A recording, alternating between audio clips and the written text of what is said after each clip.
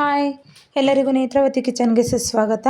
ನಾನಿವತ್ತು ಟೇಸ್ಟಿಯಾಗಿ ಈಸಿಯಾಗಿ ಚೆನ್ನ ಮಸಾಲೆ ಹೇಗೆ ಮಾಡೋದು ಅಂತ ತೋರಿಸ್ತಾ ಇದ್ದೀನಿ. ಬನ್ನಿ, ಈ ರೆಸಿಪಿ ಮಾಡೋದಕ್ಕೆ ಏನೆಲ್ಲ ಇಂಗ್ರೀಡಿಯೆಂಟ್ಸ್ ಬೇಕಂತ ನೋಡೋಣ. ಇದು ಚಪಾತಿ, ಪೂರಿ, ರೊಟ್ಟಿ, ಪರೋಟ ಎಲ್ಲದ್ರ ಜೊತೆನೂ ಸೂಪರಾಗಿರುತ್ತೆ. ಬನ್ನಿ, ಈ ರೆಸಿಪಿ ಮಾಡೋದಕ್ಕೆ ಏನೆಲ್ಲ ಇಂಗ್ರೀಡಿಯೆಂಟ್ಸ್ ನೋಡೋಣ. 2 ಚಿಕ್ಕದಾಗಿ ಕಟ್ ಮಾಡಿರೋಂಥ ಈರುಳ್ಳಿ, 1 ಗಡ್ಡೆ ಬೆಳ್ಳುಳ್ಳಿ, ಕರಿಬೇವಿನ ಸೊಪ್ಪು, 1 ಟೊಮೊಟೊ, ಸಾಸಿವೆ, ಜೀರಿಗೆ, ಚಿಕನ್ ಮಸಾಲ ಪೌಡ್ರು, ಖಾರದ ಪುಡಿ, ಧನಿಯಾ ಪೌಡ್ರು, ಅಡುಗೆ ಅರಿಶಿನ ಪೌಡ್ರು, ಕೊತ್ತಂಬರಿ ಸೊಪ್ಪು, ಗರಂ ಮಸಾಲ ಪೌಡ್ರು. ಮೊದಲಿಗೆ ಇವಾಗ ಕುಕ್ಕರ್ಗೆ ರಾತ್ರಿ ನೆನೆಸಿರೋ ಅಂಥ ಕಾಬೂಲ್ ಕಡಲೆಕಾಳು ಅಂದರೆ ಚೆನ್ನಾಕಾಳು ಮತ್ತು 2 ಆಲೂಗೆಡ್ಡೆ ಚಿಕ್ಕದಾಗಿ ಕಟ್ ಮಾಡಿ ಹಾಕ್ಕೊಂಡು ಅದಕ್ಕೆ 1/4 ಟೀ ಸ್ಪೂನ್ ಅಡುಗೆ ಅರಿಶಿನ ಪೌಡ್ರು, ರುಚಿಗೆ ತಕ್ಕಷ್ಟು ಉಪ್ಪು ಹಾಕ್ಬಿಟ್ಟು ಸ್ವಲ್ಪ ನೀರು ಹಾಕಿ ಅದನ್ನು 2 ವಿಷಲ್ ಹಾಕಿಸ್ಕೊಳ್ಳೋಣ. ಇವಾಗ ಒಂದು ಬಾಣಲಿ ಬಿಸಿಗೆ ಇಟ್ಕೊಂಡು ಬಿಸಿ ಆದಮೇಲೆ ನಾನು ಇದಕ್ಕೆ 3 ಸ್ಪೂನು ಎಣ್ಣೆ ಹಾಕ್ಕೊಳ್ತಾ ಇದ್ದೀನಿ.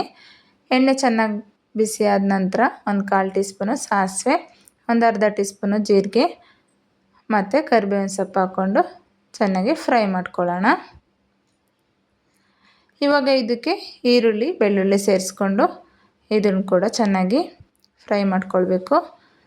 ಈರುಳ್ಳಿ, ಬೆಳ್ಳುಳ್ಳಿ ಚೆನ್ನಾಗಿ ಬ್ರೌನ್ ಕಲರ್ ಬರೋವರೆಗೂ ನಾವು ಚೆನ್ನಾಗಿ ಫ್ರೈ ಮಾಡ್ಕೊಳ್ಬೇಕಾಗತ್ತೆ. ಇವಾಗ ಇದಕ್ಕೆ ನಾವು ಟೊಮೊಟೊ ಸೇರಿಸ್ಕೊಳ್ತಾ ಇದ್ದೀನಿ. ಟೊಮೊಟೊನೂ ಕೂಡ ಚೆನ್ನಾಗಿ ಫ್ರೈ ಮಾಡ್ಕೊಳ್ಬೇಕು. ಟೊಮೊಟೊ ಚೆನ್ನಾಗಿ ಮೆತ್ತಗಾಗೋವರೆಗೂ ನಾವು ಫ್ರೈ ಮಾಡ್ಕೊಳ್ಬೇಕಾಗತ್ತೆ.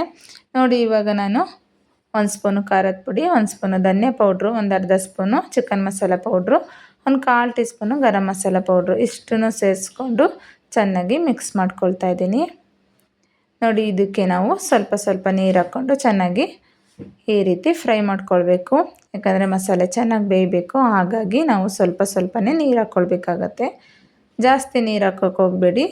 ಸ್ವಲ್ಪ ಹಾಕ್ಕೊಂಡು ಈ ರೀತಿ ನಾವು ಮಸಾಲೆನ ಚೆನ್ನಾಗಿ ಫ್ರೈ ಮಾಡ್ಕೊಳ್ಬೇಕು. ನೋಡಿ ಎಷ್ಟು ಚೆನ್ನಾಗಿ ಫ್ರೈ ಆಗಿದೆ ಅಂತ. ಈ ರೀತಿ ಮೇಲ್ಗಡೆ ಎಣ್ಣೆ ಬಿಟ್ಕೋಬೇಕು. ಈ ರೀತಿ ನಾವು ಫ್ರೈ ಮಾಡ್ಕೊಳ್ಬೇಕು. ಇವಾಗ ಈ ಕಡೆ ಕಾಳು, ಆಲೂಗಡ್ಡೆ ಬೆಂದಿದೆ. ಇದನ್ನು ನಾವು ಈ ರೀತಿ ರಸನ ಮತ್ತು ಇದನ್ನು ಸಪ್ರೇಟ್ ಮಾಡಿಕೊಂಡು ಇದಕ್ಕೆ ಸೇರಿಸ್ಕೊಳ್ಳೋಣ. ಮಸಾಲೆಗೆ ಸೇರಿಸ್ಕೊಂಡು ಚೆನ್ನಾಗಿ ಮಿಕ್ಸ್ ಮಾಡ್ಕೊಳ್ಬೇಕು. ನೋಡಿ, ಈ ರೀತಿ ಚೆನ್ನಾಗಿ ಮಿಕ್ಸ್ ಮಾಡಿಕೊಂಡು ಅದೇ ರಸನ ನಮಗೆ ಎಷ್ಟು ಬೇಕಷ್ಟು ಹಾಕ್ಕೊಂಡು ಚೆನ್ನಾಗಿ ಮಿಕ್ಸ್ ಮಾಡ್ಕೊಳ್ಳೋಣ. ನಿಮಗೆ ಗಟ್ಟಿ, ತೆಳುವು ಎಷ್ಟು ಬೇಕು ಅಂತ ನೋಡಿಕೊಂಡು ನೀವು ಚೆನ್ನಾಗಿ ಮಿಕ್ಸ್ ಮಾಡಿಕೊಂಡು ಒಂದು 5 ನಿಮಿಷ ಕ್ಯಾಪ್ ಕ್ಲೋಸ್ ಮಾಡಿಬಿಟ್ರೆ ಸೂಪರಾಗಿ ರೆಡಿ ಆಗುತ್ತೆ ಚೆನ್ನ ಮಸಾಲ. ಇವಾಗ ಇದಕ್ಕೆ ಸ್ವಲ್ಪ ಕೊತ್ತಂಬರಿ ಸೊಪ್ಪು ಹಾಕ್ಕೊಂಡು ಚೆನ್ನಾಗಿ ಮಿಕ್ಸ್ ಮಾಡಿಕೊಂಡ್ರೆ ಸೂಪರಾಗಿರೋ ಅಂಥ ಚೆನ್ನ ಮಸಾಲ ರೆಡಿ ಆಗೋಯ್ತು. ತುಂಬಾ ಈಸಿಯಾಗಿ ಟೇಸ್ಟಿಯಾಗಿದೆ. ನೋಡಿದ್ರಲ್ಲ ಎಷ್ಟು ಈಸಿಯಾಗಿ ಚೆನ್ನ ಮಸಾಲ ಅನ್ನೋದನ್ನು ನಾವು ಮಾಡ್ಕೊಂಡ್ವಿ ಅಂತ. ಯಾವುದೇ ರೀತಿ ಮಸಾಲೆ ರುಬ್ಬದೇನೆ 10 ನಿಮಿಷದಲ್ಲಿ ರೆಡಿ ಮಾಡ್ಕೊಳ್ಬೋದು ಈ ಚೆನ್ನ ಮಸಾಲ. ಇದು ಪೂರಿ, ಚಪಾತಿ, ಪರೋಟ ಇದಕ್ಕೆಲ್ಲದ್ರ ಜೊತೆನೂ ಸೂಪರಾಗಿರುತ್ತೆ. ನೀವು ಒಂದ್ಸಲ ಮನೇಲಿ ಟ್ರೈ ಮಾಡಿ. ಎಲ್ಲರೂ ಕೂಡ ಇಷ್ಟಪಟ್ಟು ತಿಂತೀರಾ. ಈ ರೆಸಿಪಿ ನಿಮಗೆಲ್ಲ ಇಷ್ಟ ಆಗಿದರೆ ಪ್ಲೀಸ್ ನನ್ನ ಚಾನೆಲ್ನ ಸಬ್ಸ್ಕ್ರೈಬ್ ಮಾಡಿಕೊಂಡು ಕಮೆಂಟ್, ಲೈಕ್, ಶೇರ್ ಮಾಡಿ. ಮತ್ತೊಂದು ರೆಸಿಪಿಯೊಂದಿಗೆ ಮತ್ತೆ ನಾನು ನಿಮಗೆ ಸಿಗ್ತೇನೆ. ಅಲ್ಲಿವರೆಗೂ thank you for watching. Bye, take care.